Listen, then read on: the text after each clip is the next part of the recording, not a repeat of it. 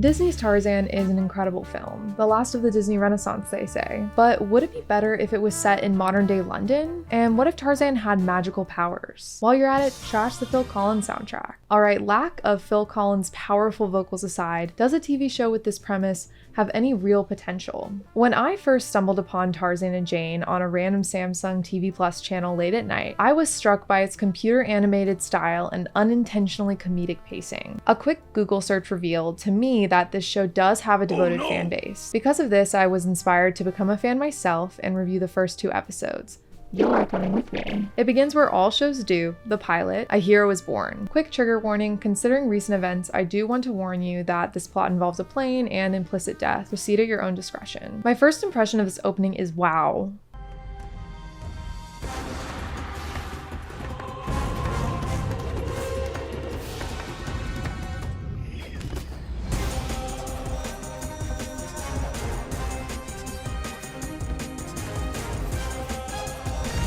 Tarzan is riding a bus? Never saw that in the 90s version, and he's fully clothed. Check out that tie. The episode starts with a flashback set 15 years ago in Africa. We see a plane overhead careening toward the ground. An ape Kala rushes to the scene of the crash and discovers a baby in the wreckage. We switch to a nearby village where Dr. Porter is chatting with his friend about, out of all things, integrative medicine. What, Maviro? What have you found, my young friend? This flower fixes earaches. Just imagine what we can accomplish if we combine these ancient medicines with modern science. Yes, my friend. That night, the villagers are approached by Kala, who offers up the injured baby. The shaman attempts to heal the baby, Rafiki style, and Porter quickly assists too, providing goo of lion, gorilla, and cheetah, I presume. Add a little lightning and you have yourself a magic baby. The next part is whack. Any word on the child? The child is gone. Oh. So what are we looking for out here? Ah, found her. You and I will always be there to help Tarzan, but Kala must raise him. I couldn't believe it, but the shaman tells everyone, except one child named Maviro, that Tarzan died. Instead of Tarzan being raised by gorillas out of necessity, he's willingly adopted out to an animal with really kind eyes, but seriously? We should hear him out though. Surely he has a good reason. Porter cannot know. It could be very dangerous for Tarzan. It could be very dangerous for us all. Can she really take care of him? Yes, she can.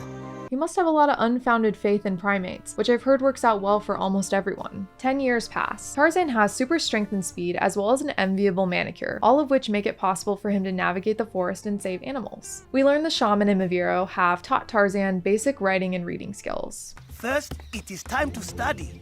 No. If you study, these are for you.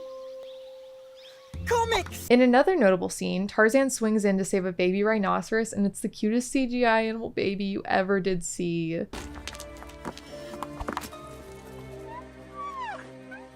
Peace, little one.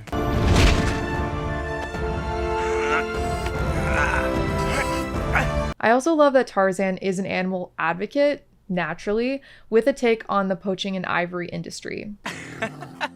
You are welcome, little one. Senseless people, hunting rhinos for horns made of the same stuff as our fingernails and hair.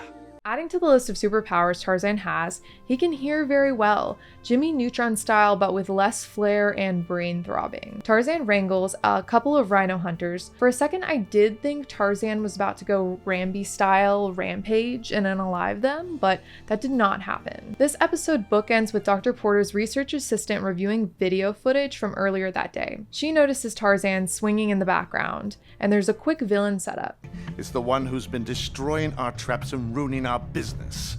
That's him, all right. Do whatever it takes. Bring him back to me alive. I have this in all caps in my notes, but the end credit music cannot be overlooked.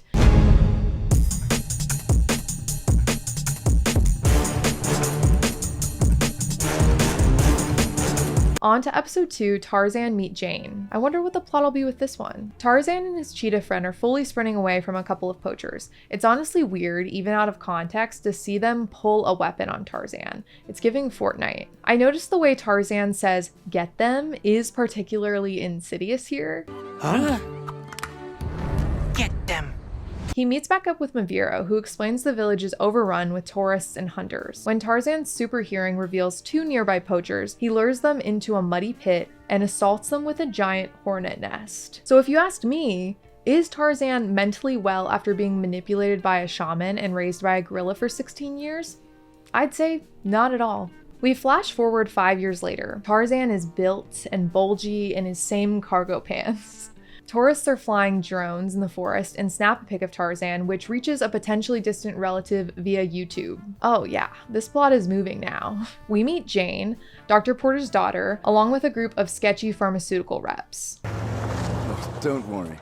These are the pharmaceutical reps. They're here to see my process.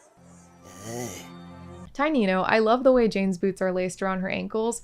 It's an extra but realistic touch. When Jane is attacked by a Black Panther, Tarzan swings in to save the day. He intimidates the Black Panther using totally sane behavior, really.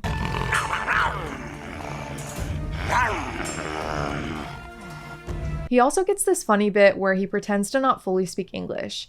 Me, Jane. Me, Tarzan. I imagine this guy's been reading comic books this whole time, so he secretly wishes he could share some deep Venom lore or something. Jane does relay to Dr. Porter that Tarzan is alive, who intakes this info, questions the shaman, and reacts far too calmly. This Tarzan, the boy who saved Jane, he's the ape boy everybody's been looking for? Yes, he is. I always thought the ape boy was an elaborate hoax. Remember the injured baby? The baby survived? But how? Something happened at the healing ceremony. The baby was cured, but the medicines had a transformative effect on him. Get them. Jane and Tarzan share treats. He teaches her how to swing from a vine. She even meets his mom. Jane. Jane, this is my mother, Kala.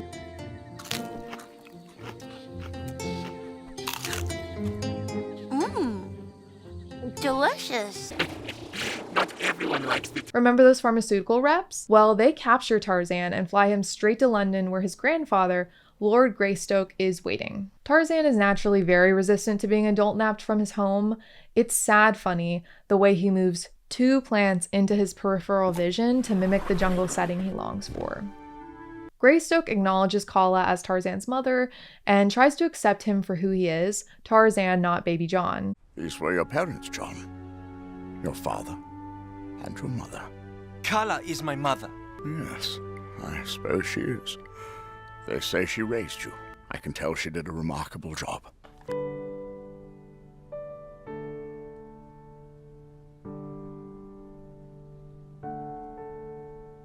My other mother?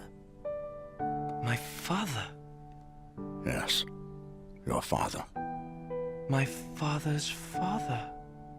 Yes, John. I am your grandfather. Tarzan. Not John. Tarzan. I am Tarzan's grandfather. I had no idea this would be so difficult for you, dear boy.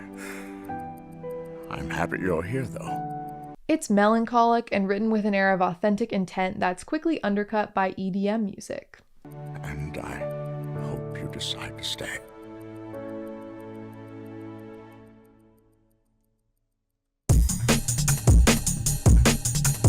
Final thoughts, this show took its time. Rather than rushing into Tarzan's new origin story, we got a full 40 minutes of development, including a look at Tarzan as a teenager. Looking ahead, Tarzan spends a deal of the series in London with Jane and Maviro. I appreciated the introduction of a big baddie. Ideally, this villain figurehead is teased out over the course of season 1's remaining 6 episodes, like Slade from Teen Titan. Circling back to my original question, does this series have potential? Fresh off these 2 episodes, not for me personally. I wonder if it's best left where I found it, randomly discovered in a tipsy late-night stupor. Enjoyed for its odd dialogue and look overall, but it could have just been missing one key element. No regrets.